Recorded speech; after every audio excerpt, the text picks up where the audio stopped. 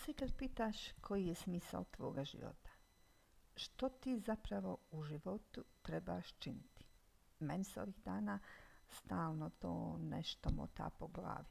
Je li smisao života jesti, piti, raditi, spavati, biti zdrav, uspjeti preživjeti mjesec? Čemu to? Kakav je to zapravo život? Živiš, a nisi živ. Koji je onda smisao mog života? Koji je uopće smisao života? Odlučila sam ovu seriju podcasta krenuti upravo s ovom temom jer ključ svih problema je u neimanju smisla i svrhe života. Inače, moje ime je Ljilja i želim vam dobrodošlicu na moj YouTube kanal na kojem govorim o temama o kojima se ne govori. Klikni na dugme pretplati se, ne koštate ništa, a meni puno znači. I na zvonce kako biste dobili podsjetnik kad sljedeći video bude na kanalu. A vjerujte, bit će ih dosta. Biće ovo jedno uzbudljivo putovanje. Onda razmišljam ovako. Otkud sam ja to došla na zemlju? Tko je to mene stavio tu? Zašto me je stavio? Nisam željela, a nisam ni htjela. Da li me uopće pitao? Ne, nije me pitao. I što sad? Netko je mene bez mog znanja i pitanja stavio u ovaj svijet. I što mi je sad činiti? Tko je to mene iz nepostojanja stavio u postojanje i zašto? A di sam to ja bila prije nego što sam došla ovdje?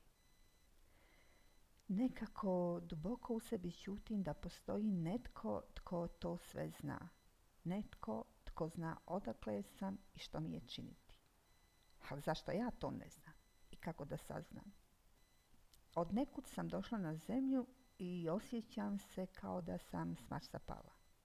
Živim tu već skoro 55 godina, a kao da sam jučer došla i kao da ću već sutra ići. A kud ću ja to poći? Ti ću ići. Osjećam se nekako kao radnik na privremenom radu u inostranstvu. Gastarbajter, kako bi rekli naši ljudi. Živim, ali uvijek s napola spakiranim koferima, spremna da se vratim otkud sam i došla. Kao da nikad ne znam kad će me uhvatiti da sam tu na radu na crno i potjerati kući.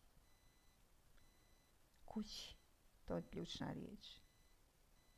Moram se vratiti kući.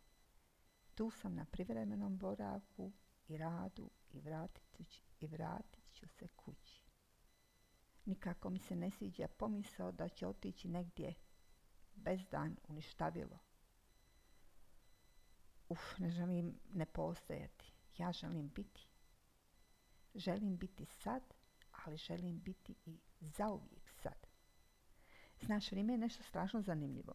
Jučer ne postoji, prošlo je, sutra ne postoji, još nije stvoreno. Mi se zapravo nalazimo između dva nepostojanja ili se nalazimo u jednom jedinom postojanju. Nekako sad kao da zapravo ne postoji, jer čim pomisliš, izgovoriš, ono je već prošlo i nastupilo je neko drugo sad. Sad je zapravo pojam koji vječno i beskonačno traje i ponavlja se. Ja jesam ovog momenta, ne znam da li ću biti idućega. Ma zapravo hoću, samo je pitanje u kojem obliku ću biti. Znači, ja ću zauvijek postojati. Voda je voda u plinovitom, tekućem ili čvrstom stanju. Ipak je voda. Tako i čovjek. On je čovjek uvijek i zauvijek, samo mijenja oblik postojanja. Zaista mi se sviđa postojati. Viktor Frankl u svojoj knjizi Čovjekovo traganje za smislom kaže nešto kao, sad parafraziram, ne mogu se točno sjetiti, davno sam čitala knjigu, ako čovjek zna zašto, može podnijeti svako kako.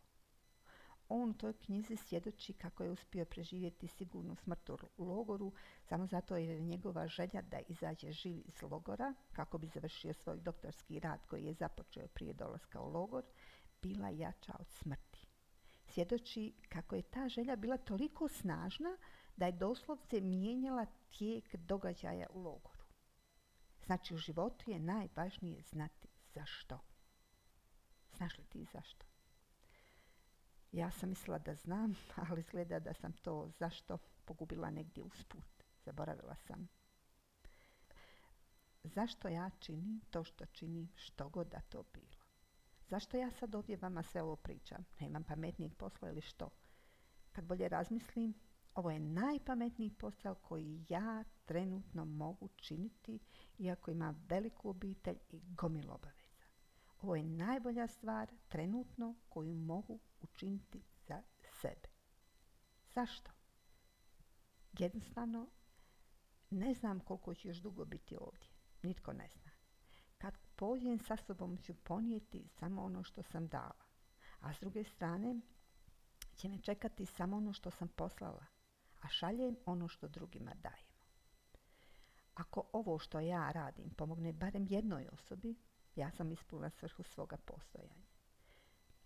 Moj talent je pisanje i pomaganje ljudima.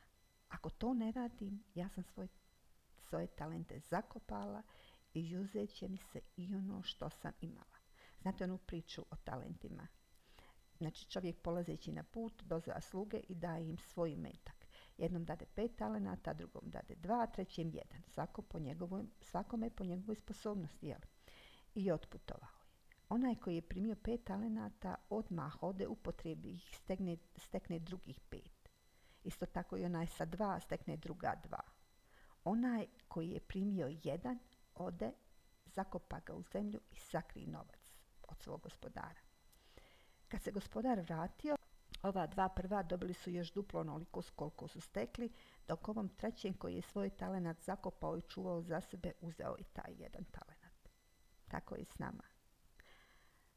Ako zakopaš svoje talente, pokopat ćete.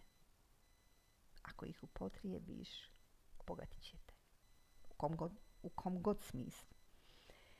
Da li si ti svoje talente zakopala i čuvaš za sebe iz bilo kojeg razloga ili dozvoljavaš i drugim ljudima da uživaju u tvom talentu? Nije bitno sad šta je tvoj talent. Možda si izvrsna kuharica ili službenica u nekom uredu koja svoje klijente prima ljubazno i svakome se posveti da valja. Zato što ljudi uglavnom misle talenti su nešto, ne znam, nešto neobičajno, pjevanje, sviranje, što god. Ne. A sad ću vam ispričati i jednu priču o jednom vozaču tramvaja ta priča se davno dogodila u Zagrebu. Ja sam negdje nekako naletila na tu priču, sad se više ne sjećam gdje i kako, ali mi je ostala mi je u glavi. Jedan vozač tramvaja je bio jako ljubazan. I uvijek je sve ljude koji su ulazili ljubazno pozdravljao se, dobar dan, dobro jutro, kako ste. Starijim je pomagao da uđu i nesu stvari. I uskoro se pročula priča o ljubaznom vozaču tramvaja i došla je nacionalna TV i novinari i napravili su priču o njemu. Znači, obični vozač tramvaja je postao medijski poznat. Svi su čuli za njega. On je svoj talent iskoristio. Što god da radiš, uvijek se potrudi da to bude najbolje moguće, a ono u čemu si najbolja i u čemu uživaš, rado podijeli s drugima da i oni uživaju. Nemoj to sebično čuvati za sebe. Evo, pa reci mi što ti misliš o ovoj temi, napiši slobodno u komentarima, jako me zanima vaše mišljenje. I evo, podijeli ovaj video s drugima, nikad ne znaš kome može pomoći. I naravno, ako te se sviđa, lajkaj jer ćeš tako pomoći meni da doprem do što više žena koji se bore s menopauzom. Ako imaš pitanja, kontakt je u opisu videa. Ostanite mi lijepe, zdrave i mudre i čujemo se sutra.